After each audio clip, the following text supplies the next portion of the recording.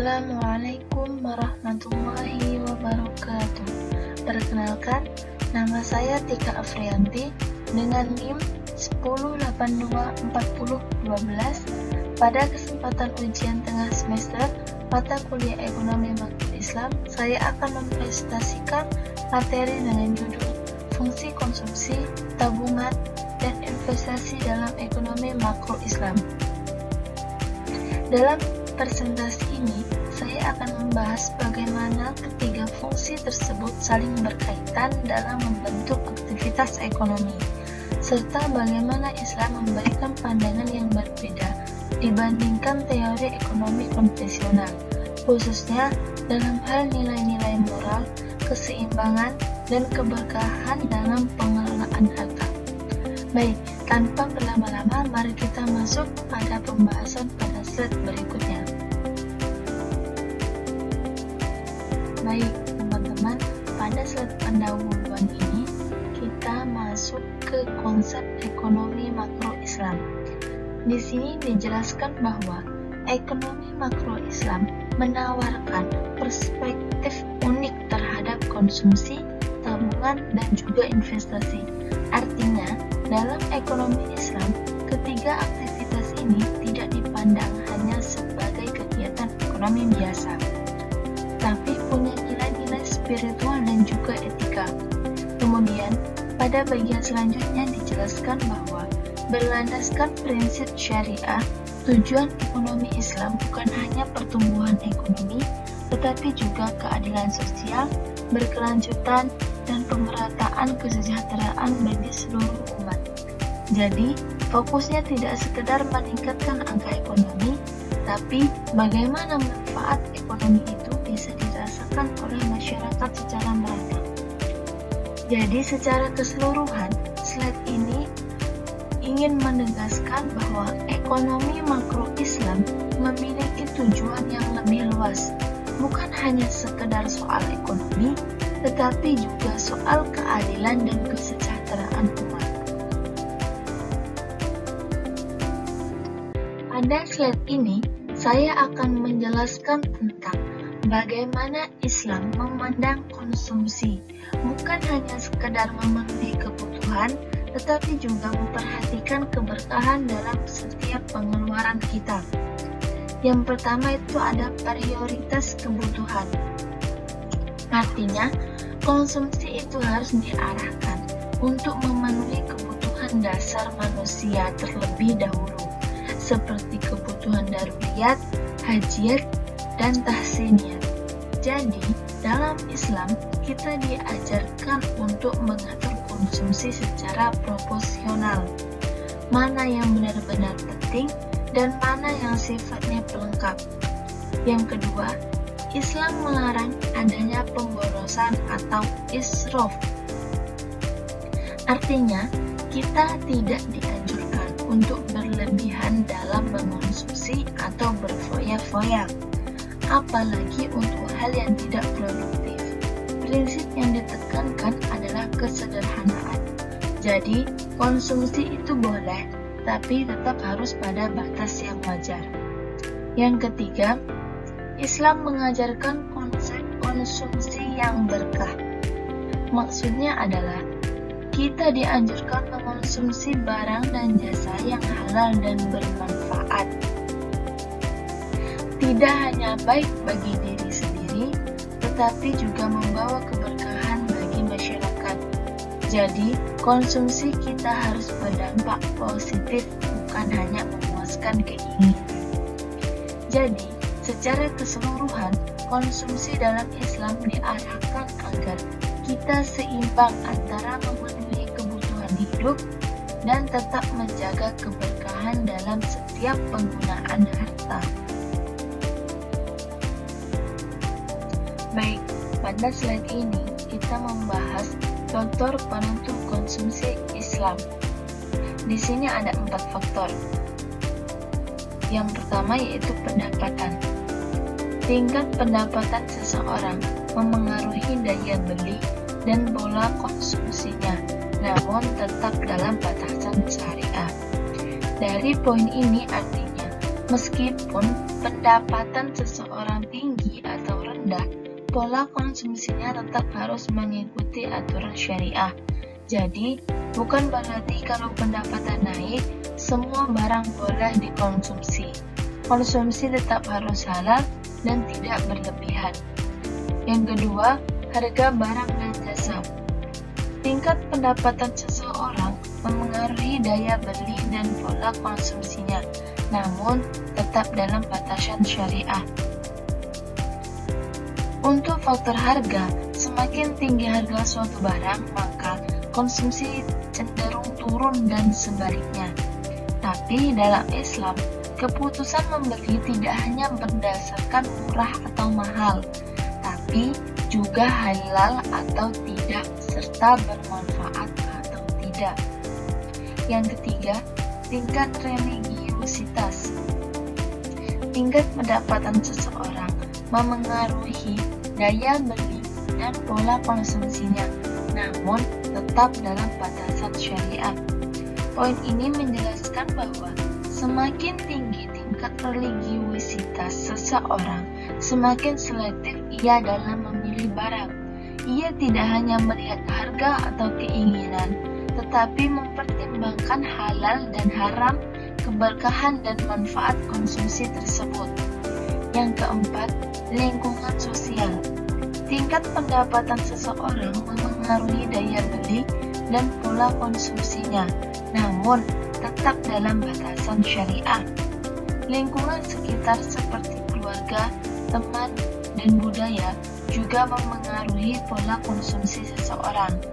Namun dalam Islam, meskipun ada pengaruh sosial, seorang muslim tetap harus mengontrol konsumsinya agar tetap sesuai dengan syariah. Baik, pada slide ini saya akan membahas tentang tabungan dalam Islam.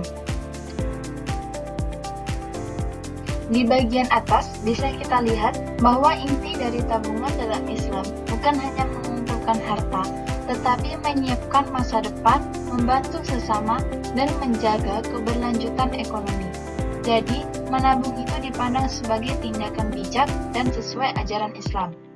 Tabungan juga sebagai jaminan masa depan, maksudnya memastikan kebutuhan di masa mendatang terpenuhi dan sebagai bentuk antisipasi terhadap keadaan darurat. Yang kedua, sebagai sumber dana investasi. Tabungan menjadi modal awal untuk investasi syariah yang produktif dan bermanfaat bagi umat. Yang ketiga, untuk menyisihkan untuk zakat dan sedekah. Maksudnya, bagian dari tabungan digunakan untuk memenuhi kewajiban sosial dan amal.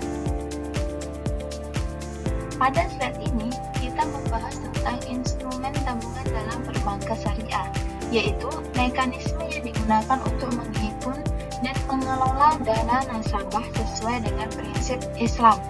Ada 3 instrumen utama yang dijelaskan di sini. Yang pertama itu ada wadiah atau titipan. Nasabah menitipkan dana tanpa mengharapkan imbalan. Bank sebagai bertindak sebagai penjaga. Jadi yang pertama adalah akad wadiah, yaitu titipan. Pada akad ini nasabah hanya menitipkan uang kepada bank dan bank bertugas menjaganya. Nasabah tidak boleh mengharapkan imbalan karena akad ini sifatnya amanah. Kalaupun bank memberikan bonus, itu sifatnya sukarela, bukan kewajiban. Yang kedua yaitu mudharabah atau bagi hasil. Bank mengelola dana nasabah dan keuntungan dibagi berdasarkan kesepakatan. Yang kedua adalah mudharabah, yaitu kerjasama bagi hasil. Dalam akad ini, nasabah memberikan dana sebagai pemilik modal, lalu bank mengelolanya dalam kegiatan usaha yang halal. Jika usaha tersebut menghasilkan keuntungan, maka hasilnya dibagi sesuai nisbah yang disepakati sejak awal. Kalau rugi, nasabah ikut menanggung kerugian dari modal yang diberikan, sedangkan bank menanggung kerugian berupa tenaga dan waktu. Yang ketiga, musyarakah atau kerjasama. Nasabah dan bank sama-sama berkontribusi modal dalam suatu proyek dan berbagai keuntungan atau kerugian. Berbeda dengan mudharabah, di sini kedua pihak nasabah dan bank sama-sama memasukkan modal, Karena itu, keuntungan dibagi sesuai dengan porsi kontribusi, dan kerugian juga ditanggung bersama sesuai dengan kesepakatan. Akad ini biasa digunakan untuk pembiayaan usaha atau proyek yang memerlukan kerjasama modal. Pada slide ini, kita membahas konsep investasi dalam Islam, yang tidak hanya mengejar keuntungan finansial, tetapi juga memperhatikan dampak sosial, keberlanjutan, dan keadilan. Jadi, investasi dalam Islam itu jauh lebih luas maknanya dibandingkan investasi konvensional. Yang pertama itu ada pertumbuhan halal. Mencari keuntungan melalui aktivitas bisnis yang diizinkan oleh syariah. Yang kedua, keadilan sosial, mendukung proyek yang mengurangi kesenjangan ekonomi dan meningkatkan kesejahteraan umum. Yang ketiga, keberlanjutan, investasi pada sektor yang ramah lingkungan dan bertanggung jawab sosial.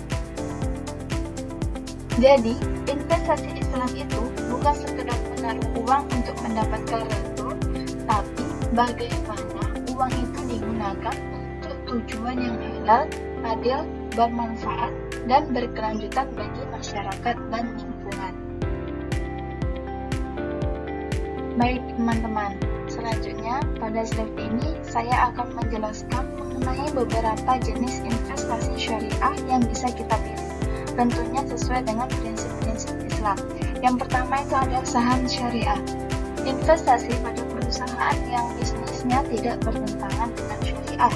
Yang kedua, sukuk atau obligasi syariah, instrumen keuangan berdasarkan aset atau proyek yang sesuai dengan syariah. Yang ketiga yaitu reksadana syariah, dana yang dikelola secara profesional sesuai dengan prinsip syariah. Yang keempat, properti halal, investasi pada sektor properti yang transaksinya bebas riba. Jadi, dari 4 jenis investasi syariah ini, kita bisa lihat bahwa Islam memberikan banyak pilihan investasi yang aman, halal, dan sesuai dengan etika. Tidak hanya mengejar profit, tetapi juga memastikan transaksi tetap berada dalam koridor syariah. Baik, pada saat ini kita bisa melihat bagaimana konsumsi, tabungan, dan investasi saling berhubungan dalam model ekonomi makro Islam. Pertama itu ada konsumsi etis. Dalam ekonomi Islam, konsumsi itu tidak boleh berlebihan dan harus sesuai dengan kebutuhan. Ketika seseorang berperilaku konsumtif secara bijak, maka ia masih punya sisa dana yang bisa ditabung. Dari konsumsi yang etis, inilah muncul tabungan berkelanjutan. Tabungan ini bukan hanya untuk kepentingan pribadi, tapi juga merupakan bentuk pengelolaan keuangan yang bertanggung jawab. Tabungan inilah yang nanti menjadi sumber dana untuk investasi. Kemudian, tabungan tersebut dialihkan ke investasi syariah. Investasi ini bukan sekedar mengejar keuntungan, tetapi harus sesuai prinsip syariah dan memberikan manfaat sosial. Artinya, investasi syariah ini menghasilkan keuntungan finansial sekaligus memberi dampak positif bagi masyarakat. Dan hasil dari investasi syariah ini akan menciptakan pertumbuhan ekonomi yang adil. Pertumbuhan yang adil berarti keuntungan ekonomi tidak hanya dinikmati satu pihak, tapi memberi manfaat luas seperti membuka lapangan kerja, mengurangi kesenjangan, dan meningkatkan kesejahteraan. Dari pertumbuhan yang adil ini, masyarakat menjadi lebih sejahtera sehingga konsumsi mereka juga semakin baik. Siklus ini terus berulang, membentuk hubungan yang saling menguatkan antara konsumsi, tabungan, dan investasi. Jadi, model ekonomi makro Islam bukan hanya melihat aspek keuangan, tetapi juga etika, keberlanjutan, dan keadilan sosial.